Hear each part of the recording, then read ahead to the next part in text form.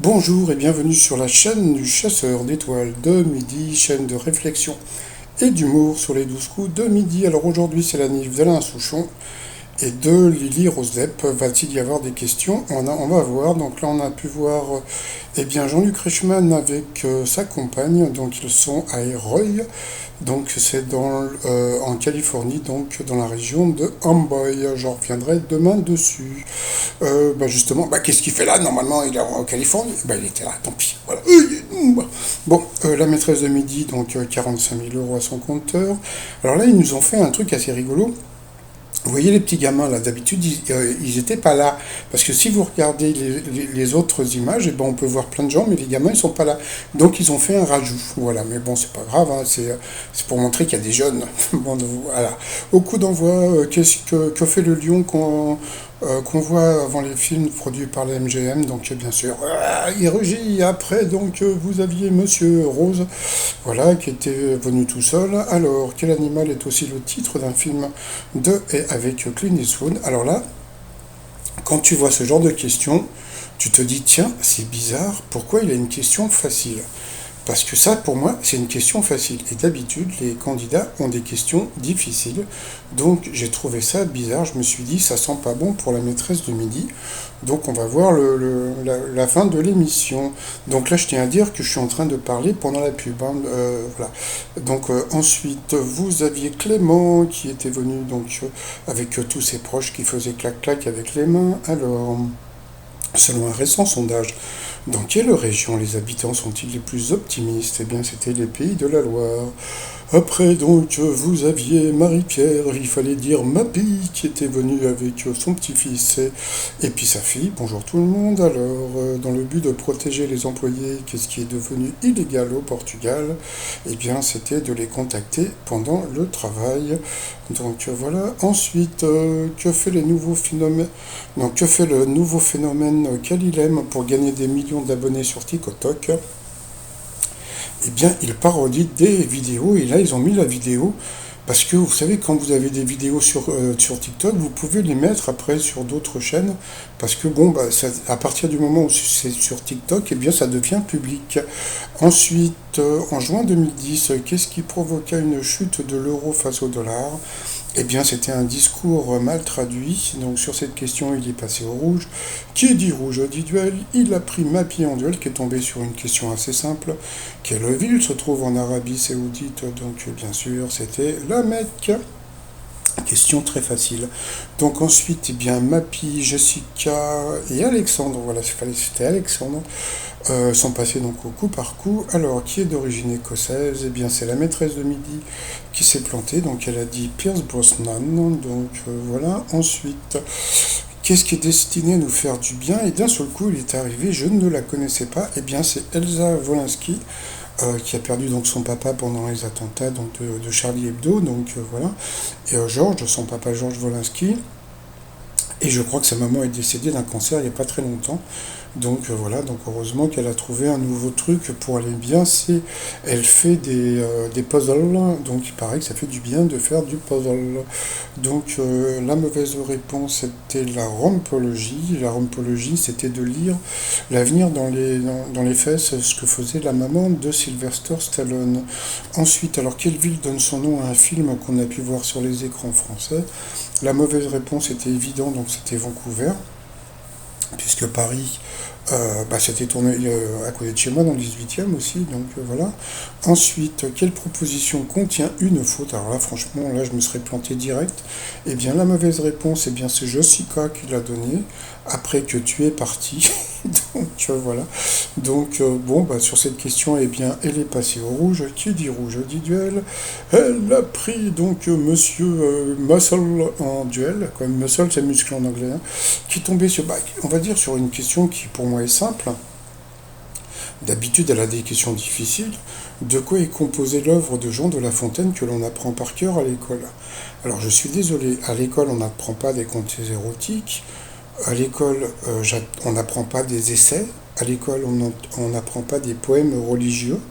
Donc, c'est des fables animalières. Et d'habitude, eh bien la maîtresse de midi a des questions, quand elle passe au rouge, le candidat en face a une question difficile. Alors est-ce qu'il y a un piège? Là pour l'instant j'en sais rien, je suis pas allé voir, donc peut-être qu'il y a un piège ou peut-être qu'ils ont voulu la virer, parce que comme je vous dis tout à l'heure il a eu une question facile avec l'histoire de, comment dire, de l'animal de Clint Eastwood avec le film La Mule. Donc donc là ils ont lancé la pub. Donc, eh bien, je reviens après pour refaire ma suite de vidéos, parce que là, comme je vous ai dit, je faisais ma voix pendant la pub.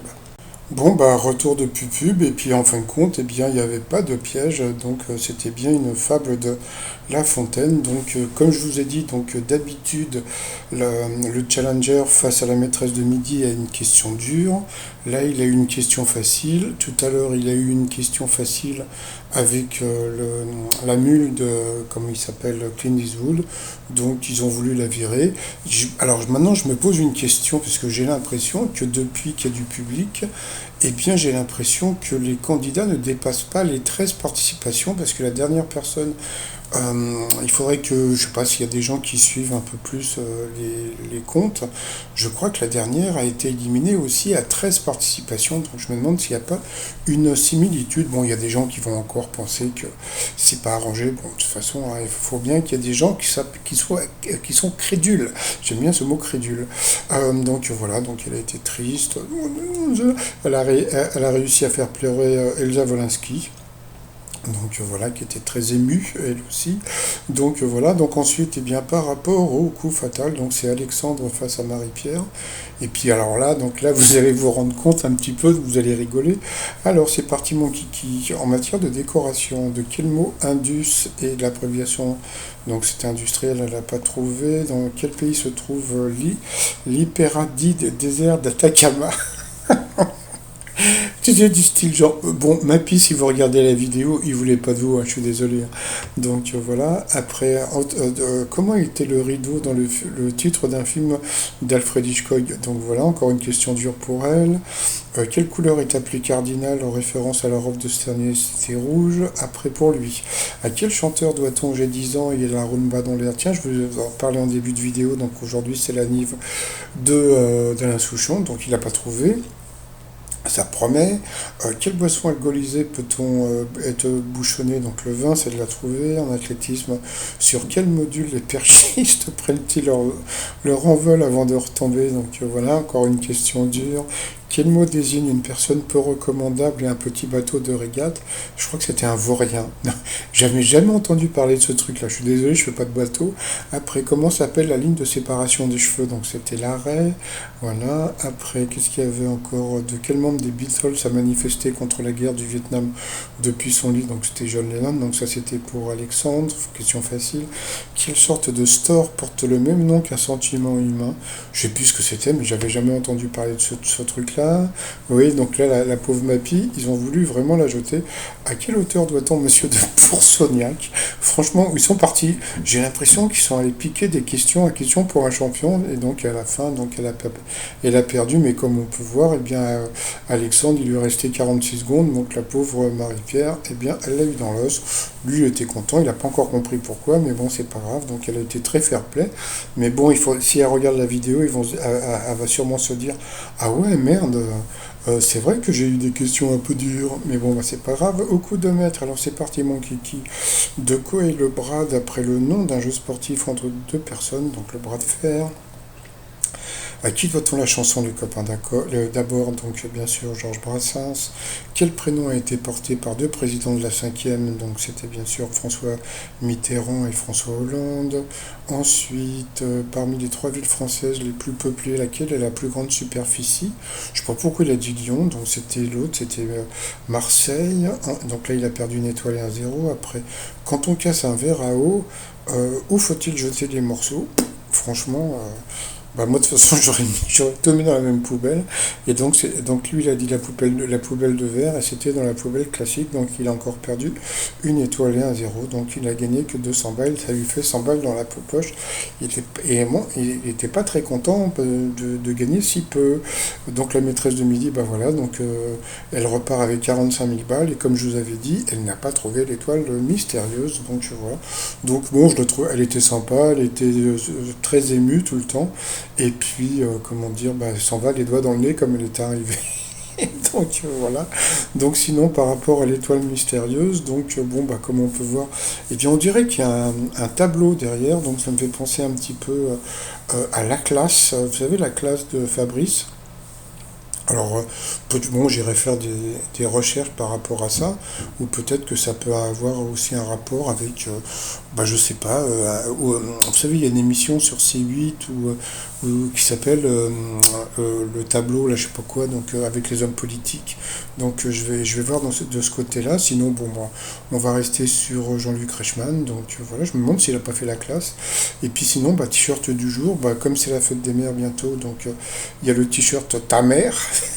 Que voilà, et le t-shirt fait un vœu, oh il est mignon celui-là, voilà sur le site trosmignon.com. Et sinon bah voilà, 100 balles pour le nouveau maître de midi, va-t-il rester longtemps, ça m'étonnerait, mais bon, sait-on jamais. Allez, bye bye.